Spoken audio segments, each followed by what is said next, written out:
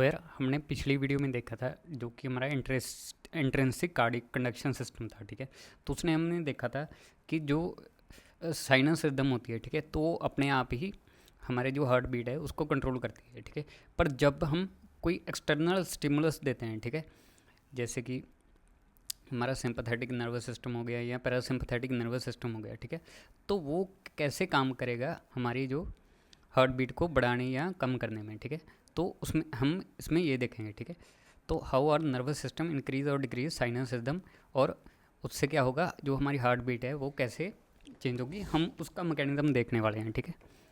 तो सबसे पहले हम देखते हैं सिंपैथेटिक नर्वस सिस्टम, ठीक है। तो ये कैसे काम करता है, ठीक है।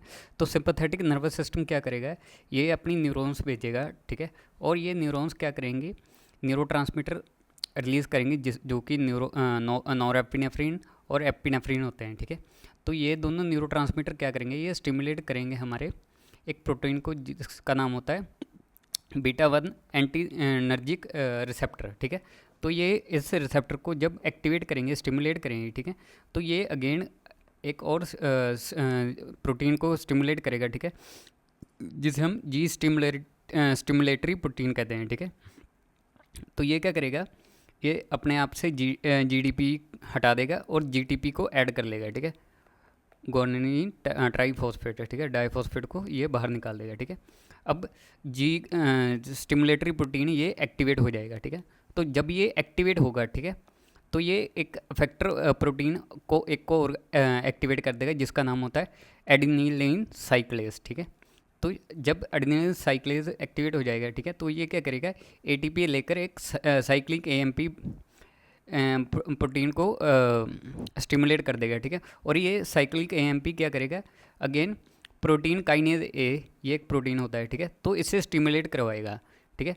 तो अब ये क्या करेगा, जो प्रोटीन काइनेज है, ठीक है, तो ये क्या करेगा, जो हमारे कैल्शियम के चैनल्स होते हैं, ठीक है, एल टाइप कैंशल चैनल्स, ठीक है, उनको स्टिमुलेट करेगा और कैल्शियम अंदर आना शुरू कर देगा, ठीक है। अब ये मोर देन नॉर्मल से आएगा, ठीक है। तो अब अगर ये कैल्शियम ज़्यादा आएगा, ठीक है, तो हमारे एक्शन पोटेंशियल भी ज़्यादा बनेंगे, ठीक है। अगर एक्शन पोटेंशियल ज़्यादा बनेंगे तो हार्ट ज़्यादा कॉन्ट्रैक्ट करेगा, ठीक है, तो हमारी हार्ट रेट बढ़ जाएगी, ठीक है। तो इसमें कितनी बढ़ती है, it is sympathetic nervous system की वजह से हमारी हार्ट बीट नॉर्मल जो कि 100 बीट्स पर मिनट होता है, ठीक है, तो उससे बढ़ जाती है, ठीक है। तो जब भी हमारी जो हार्ट बीट है वो 100 बीट्स पर मिनट से बढ़ जाती है, उसे हम टैकीकार्डिया कहते हैं, ठीक है। तो हमने देखा हमारा जो हार्ट सेल है, ठीक है, उसमें बीटा 1 एड्रेनल रिसेप्टर होता है, ठीक है। सिंपैथेटिक नर्वस सिस्टम ने एपिनेफ्रिन और नॉरएपिनेफ्रिन को रिलीज़ किया, ठीक है। बीटा 1 एड्रेनल रिसेप्टर स्टिमुलेट हुआ, ठीक है, फिर जी स्टिमुलेटरी प्रोटीन हुआ, ठीक है, उसने जीडीपी को ऐड किया और जीडीपी को बाहर कर दिया, ठीक है।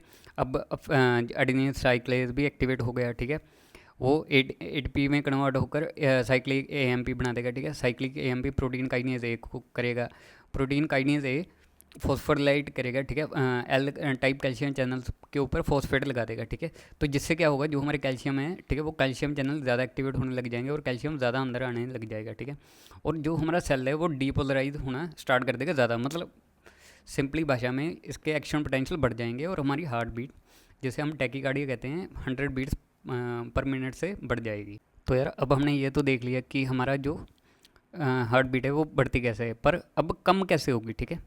तो उसके लिए हमारा जो पैरासिम्पैथेटिक है, सिंपैथेटिक नर्वस सिस्टम है, ठीक है, तो वो रिस्पॉन्सिबल होता है, ठीक है। तो पैरासिम्पैथेटिक क्या करेगा, अपनी न्यूरॉन्स भेजेगा और जो कि एसिटाइल कोलिन जो कि न्यूरोट्रांसमीटर होता है, ठीक है, तो वो रिलीज़ करेंगे, ठीक है। और ये किस पे एक्ट करेगा, M2 रिसेप्टर्स पर, ठीक है। तो जो कि मस्क्रीनिंग M2 रिसेप्टर होता है, जिसे हम मस्क्रीनिंग रिसेप्टर्स भी कह देते हैं, ठीक है। तो अब ये जब एक्टिवेट होंगे, ठीक है, तो ये जी इनहिबिटरी प्रोटीन्स को एक्टिवेट करेगा, ठीक है। तो इसके 3 पार्ट्स होते हैं, ठीक है, अल्फ़ा बीटा और गामा, ठीक है। और अल्फ़ा अलग हो जाएगा बीटा और गामा से, ठीक है। तो अब बीटा और गामा होंगे जो दोनों, ठीक है, तो ये क्या करेंगे, बीटा और गामा ये स्टिमुलेट करेंगे हमारे पोटाशियम चैनल्स को, ठीक है। तो जब ये पोटाशियम चैनल हमारा स्टिमुलेट होगा, ठीक है, अब पोटाशियम हमारा सेल के बाहर जाना शुरू कर देगा, ठीक है। तो जब हमारा पॉजिटिव चार्ज सेल से बाहर जा रहा है, ठीक है, तो हमारा सेल की इलेक्ट्रोनेगेटिविटी बढ़ने लग जाएगी, ठीक है। अगर इलेक्ट्रोनेगेटिविटी बढ़ेगी, ठीक है, तो हमारा सेल हाइपर पोलराइज होने लग जाएगा, ठीक है। तो जिससे क्या होगा, हमारे जो एक्शन पोटेंशियल है, ठीक है, वो डिक्रीज़ करना स्टार्ट कर देंगे, ठीक है। तो जब भी हमारा एक्शन पोटेंशियल डिक्रीज़ होगा तो हमारी heart beat 60 beat per minute से कम हो जाएगी, जिसे हम कहते हैं ब्रेडिकार्डिया, ठीक है। तो बीटा और गामा ये काम करते हैं, और जो हमारा अल्फ़ा यूनिट होता है, ठीक है, तो अल्फ़ा यूनिट क्या करेगा, ये हमारा जाकर सीधा एडेनिल साइक्लेस पर एक्टिविटी करेगा, ठीक है, और ये इस एडेनिल साइक्लेस को इनहिबिट कर देगा, ठीक है। तो ये क्या करेगा, जब हमारा अल्फ़ा यूनिट, ठीक है, एडेनिल साइक्लेस को डिक्रीज़ कर देगा, ठीक है, तो हमारा साइक्लिक एएमपी भी डिक्रीज़ हो जाएगा और हमारा प्रोटीन काइनेज ए भी डिक्रीज़ हो जाएगा, ठीक है। तो इसमें क्या होगा, जो हमारा प्रोटीन काइनेज ए डिक्रीज़ हो गया, ठीक है, एल टाइप कैल्शियम चैनल्स भी कम हो गए, ठीक है, और जो कैल्शियम इन्फ्लक्स होगा वो भी कम हो जाएगा, ठीक है। तो ये ऐसे वर्क करता है, ठीक है। तो कैल्शियम कम आएगा, ठीक है, एक्शन पोटेंशियल भी कम हो जाएगा और हमारी हार्ट रेट डिक्रीज़ होने लग जाएगी, ठीक है, फिर से 60 बीट्स पर मिनट से, ठीक है। तो ये दोनों अलग अलग मैकेनिज़्म से काम करते हैं। तो यार अब हम सिंपैथेटिक नर्वस सिस्टम की बात कर लेते हैं, ठीक है। तो सिंपैथेटिक और पैरासिम्पैथेटिक कॉन्ट्रैक्टाइल सेल्स पर क्या इफ़ेक्ट करते हैं, ठीक है। तो वैसे तो इनका मैकेनिज़्म सेम ही होता है, ठीक है। तो जैसे हम, ये हमारा कॉन्ट्रैक्टाइल सेल है, ठीक है, और ये हमारा सिंपैथेटिक नर्वस सिस्टम, ठीक है। तो ये अपनी न्यूरॉन्स पे देता है, ठीक है। तो ये भी उसी तरह नॉरएपिनेफ्रिन और एपिनेफ्रिन न्यूरोट्रांसमीटर रिलीज़ करेगा, ठीक है। और ये अगेन जी स्टिमुलेटरी प्रोटीन को एक्टिवेट करेगा, ठीक है। और ये जीडीपी को ऐड करेगा और जीडीपी को बाहर निकाल देगा, ठीक है।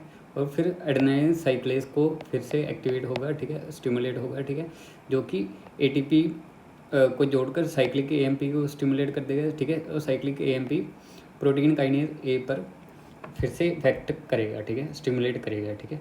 तो अब होता क्या था, जो हमारा ये प्रोटीन काइनेज ए है, ठीक है, तो ये इन चैनल्स को फॉस्फोराइलेट करेगा, ठीक है। तो यहाँ पर फॉस्फोरस ऐड करेगा, ठीक है। तो अब ये कौन से चैनल्स होते हैं, ठीक है, तो ये होते हैं फॉस्फोलैम्बिन, ठीक है।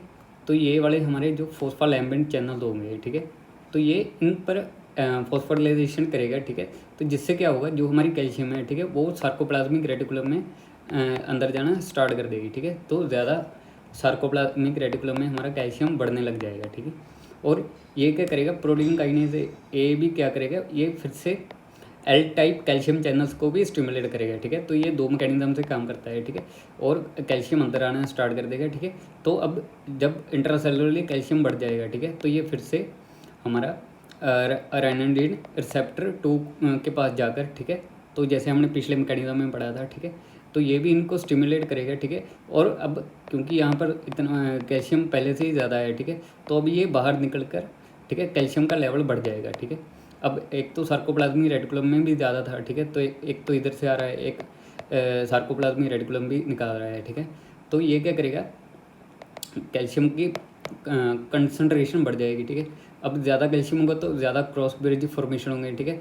तो अल्टीमेटली हमारी जो कॉन्ट्रैक्शन है वो भी बढ़ जाएगी, ठीक है। तो अब कॉन्ट्रैक्शन का अगेन हम ब्लड प्रेशर से अगर देखें, ठीक है, तो क्या होता है, जब हमारी कॉन्ट्रैक्शन बढ़ेगी, ठीक है, तो हमारा हार्ट का पंपिंग एक्शन भी बढ़ जाएगा, मतलब हमारी स्ट्रोक वॉल्यूम भी बढ़ जाएगी, ठीक है। और स्ट्रोक वॉल्यूम बढ़ेगी तो कार्डिक आउटपुट भी बढ़ेगा, ठीक है। अब कार्डिक आउटपुट बढ़ेगा तो हमारा जो बीपी है, ठीक है, ब्लड प्रेशर भी बढ़ना स्टार्ट कर देगा, ठीक है। तो ये सारा कुछ कोरिलेटेड होता है, ठीक है। तो स्ट्रोक वॉल्यूम बढ़ेगी, कार्डिक आउटपुट भी बढ़ेगा, ठीक है। तो ये तो हमारा हो गया, ठीक है। तो सिंपैथेटिक और पैरासिम्पैथेटिक ऐसे ही काम करता है, ठीक है। अब अगर हम देखें ग्राफिकली देखें, ठीक है, तो ग्राफ में देखें, ठीक है, तो ये जो हमारी ब्लैक लाइन है, ठीक है, तो ये तो हमारी नॉर्मल हमारा जो हार्ट रेट होता है, ठीक है, तो उसे हम डिफाइन करते हैं, ठीक है। तो ये हमारी डीपोलराइजेशन होगी और ये हमारी रिपोलराइजेशन होगी, ठीक है। तो ये तो नॉर्मल है, ठीक है। अगर हम रेड लाइन में बात करें, ठीक है, तो ये हमारी जो सिंपैथेटिक नर्वस सिस्टम है, ठीक है, तो हमें पता है हमारा सिंपैथेटिक नर्वस सिस्टम की वजह से हमारा जो हार्ट रेट है, ठीक है, तो वो बढ़ेगा, ठीक है।